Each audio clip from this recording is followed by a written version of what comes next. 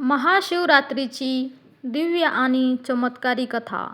एक अशी रात्र ज्या रात्री देव स्वतः पृथ्वीवर उतरतात, ज्या रात्री केलेला एक छोटासा जप हजारो यज्ञांपेक्षा श्रेष्ठ मानला जातो, ज्या रात्री जागरण केल्याने जन्मोजन्मीची पापे नष्ट होतात, ती रात्र म्हणजे महाशिवरात्री.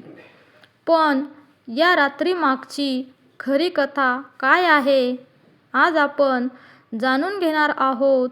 भगवान शिव आणि पार्वतीच्या दिव्य मिलनाची, त्यागाची, तपस्येची आणि प्रेमाची अद्भुत कथा. महाशिवरात्रीची महान कथा खूप खूप वर्षापूर्वीची गोष्ट आहे.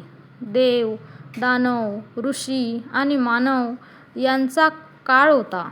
सृष्टीचे पालनपोषण चालू होते.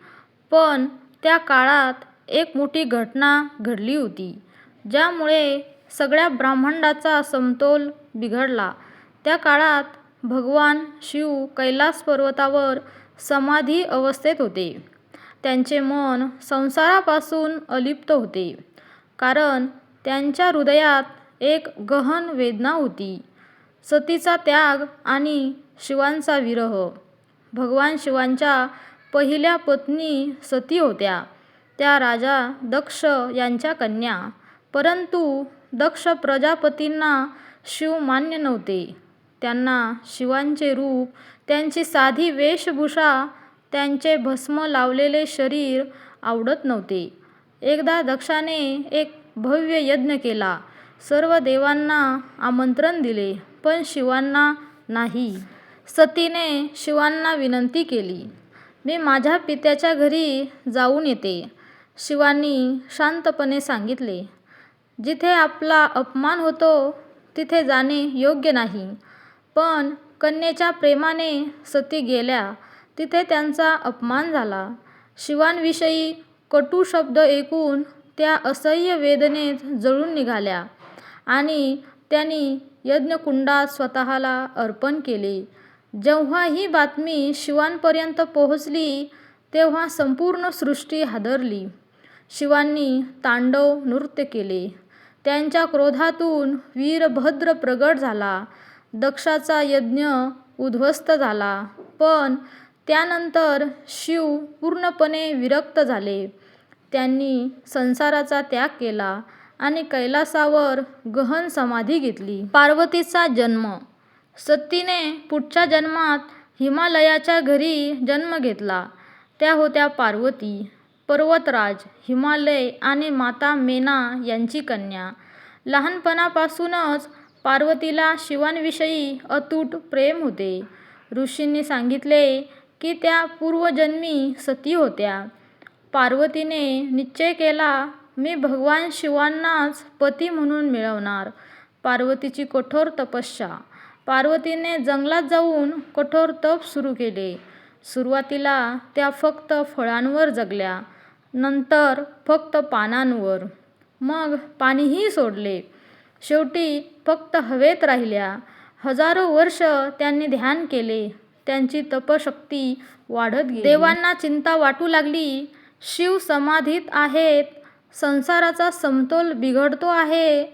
जर शिवांनी संसारात परत यावे तर पार्वतीच त्यांना जगवू शकतात. देवांनी कामदेवाला पाठवले. कामदेवाचा भस्म. कामदेवाने वसंत ऋतू निर्माण केला. फुलांचा सुगंध, मंद वारा आणि शिवांच्या ध्यानात व्यत्यय आणण्याचा प्रयत्न केला. पण शिवांनी डोळे उघडताच त्यांच्या तिसऱ्या नेत्रातून अग्निज्वाळा निघाली आणि कामदेव भस्म झाला. संपूर्ण सृष्टी घाबरली. पार्वती मात्र न डगमगता तप करत राहिली. शिवांची परीक्षा. एके दिवशी शिवांनी ब्राह्मणाचे रूप घेतले आणि पार्वती समोर आले. ते म्हणाले, तू एवढी तपस्या कोणासाठी करतेस? पार्वती म्हणाल्या, भगवान शिवांसाठी. ब्राह्मण हसला.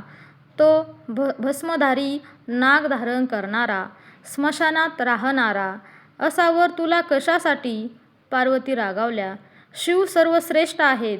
ते दयाळू, करुणामय आणि परमेश्वर आहेत. तेव्हा ब्राह्मण रूपातील शिव प्रसन्न झाले. त्यांनी आपले खरे रूप दाखवले. विवाह. फाल्गुन महिन्यातील कृष्ण पक्षातील चतुर्दशीची रात्र. देव, गंधर्व, यज्ञ, सिद्ध सर्व जमले. कैलासावरून शिवांची वारात निघाली. भूत, प्रेत, गण, नाग, देव, एक अद्भुत बारात. पार्वती आणि शिवांचा विवाह झाला. हीच रात्र पुढे महाशिवरात्री म्हणून प्रसिद्ध झाली. समुद्रमंथन आणि नीलकंठ. त्याच काळात देवदानवांनी समुद्रमंथन केले अमृत मिळवण्यासाठी, पण सर्व प्रथम बाहेर आले घातक हलाहल विष. संपूर्ण सृष्टी नष्ट होण्याचा धोका निर्माण झाला. तेव्हा शिवांनी विष प्राशन केले. पार्वतीने त्यांचा कंठ पकडला. विष कंठातच अडकले. त्यांचा कंठ निळा झाला आणि ते नीलकंठ म्हणून ओळखले जाऊ लागले. महाशिवरात्री ही शिवांच्या त्यागाची आणि करुणेची आठवण करून देते. शिकाऱ्याची कथा. महाशिवरात्रीचे महत्त्व. एक गरीब शिकारी जंगलात गेला. रात्र झाली. शिकार मिळाली नाही. तो बेलाच्या झाडावर चढला. खाली शिवलिंग होते. त्याला माहिती नव्हते. रात्रभर जागरण झाले. भुकेमुळे उपवास झाला. तो बेलपत्र तोडत होता. ती शिवलिंगावर पडत होती. अनवधानाने पूजा झाली. सकाळी शिव प्रगट झाले. म्हणाले, तुझी भक्ती निष्कपट आहे. शिकाऱ्याला मोक्ष मिळाला. महाशिवरात्रीचे आध्यात्मिक रहस्य. या रात्री पृथ्वी आणि ब्रह्मांडातील ऊर्जा विशेष प्रकारे कार्यरत असते. रात्रभर जागरण केल्याने मन स्थिर होते. ओम नमः शिवाय हा पंचाक्षरी मंत्र आत्म्याला शुद्ध करतो. उपवास शरीर शुद्ध करतो. ध्यान आत्मा शुद्ध करतो. आजही साजरी होणारी परंपरा. भारतभर शिवमंदिरात महाशिवरात्री मोठ्या उत्साहात साजरी होते. भक्त जलाभिषेक करतात. बेलपत्र अर्पण करतात. रात्रभर भजन कीर्तन जागरण करतात. लाखो लोक उपवास ठेवतात. भक्तांनो, या कथेचा संदेश. प्रेमासाठी तपस्या आवश्यक असते. अहंकाराचा अंत विनाश करतो. श्रद्धा आणि निष्ठा फळ देते. त्याग सर्वश्रेष्ठ आहे. महाशिवरात्री आपल्याला शिकवते की अंधारानंतर प्रकाश येतो. दुःखानंतर आनंद येतो. हीच आहे महाशिवरात्रीची दिव्य कथा. त्याग, प्रेम आणि श्रद्धेची गाथा. जर तुम्हाला ही कथा आवडली असेल तर कमेंटमध्ये लिहा हर हर महादेव. आणि अशीच प्रेरणादायी कथा ऐकण्यासाठी चॅनलला सबस्क्राईब करा. हर हर महादेव.